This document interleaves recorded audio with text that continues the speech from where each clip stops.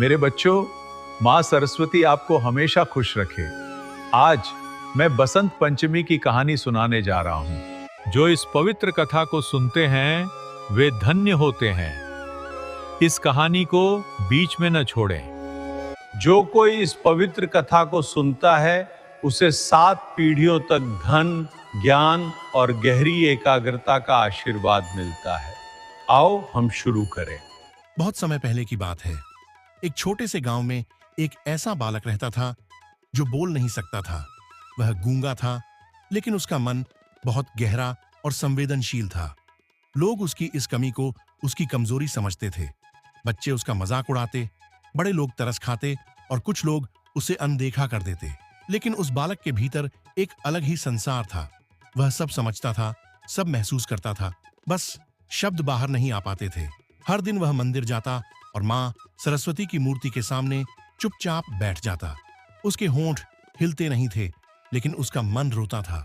वह मन ही मन माँ से कहता, माँ, अगर आप मुझे बोलने की शक्ति नहीं दे सकती तो मुझे सहने की शक्ति दे दो। उसकी आंखों से आंसू बहते, लेकिन चेहरा शांत रहता। एक दिन बसंत पंचमी आई। पूरे गांव में पीले फूल, पीले वस्त्र और विद्या की पूजा हो रही थी। मंदिर में माँ सरस्वती की विशेष आरती थी।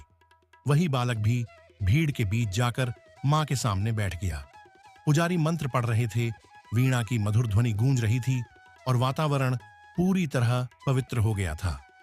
उसी क्षण उस बालक ने पहली बार अपने मन में पूरी श्रद्धा से माँ को पुकारा। उसने कोई शब्द नहीं बोले, लेकिन उसका भाव इतना सच्चा था कि जैसे उसकी आत्मा ही प्रार्थना बन गई हो। तभी अचानक उसे ऐसा लगा जैसे किसी ने उसके सिर पर हाथ रखा हो। उसके कानों में मधुर वीणा की ध्वनि गूंजी और उसके हृदय में एक अनोखा कंपन हुआ। अचानक उसके मुंह से शब्द निकल पड़े। वह खुद चौंक गया। उसने कांपती हुई आवाज में कहा, मां। पूरा मंदिर स्तब्ध रह गया।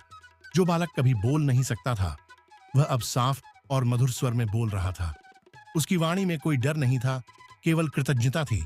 उसने हाथ जोड़कर कहा, मां, आपने मुझे शब्द नहीं दिए, आपने मुझे जीवन दिया है। गांव वाले आश्चर्य और श्रद्धा से भर गए। वह बालक आगे चलकर विद्या में महान बना, लोगों को सिखाने लगा और हमेशा यही कहता रहा, मां सरस्वती वहां कृपा करती हैं जहां अहंकार नहीं, केवल सच्ची श्रद्धा होती है। और तभी से यह मान्यता है कि बसंत पंचमी के दिन सच्चे मन से मां सरस्वती को पुकारने वाला कभी खाली हाथ नहीं लौटता।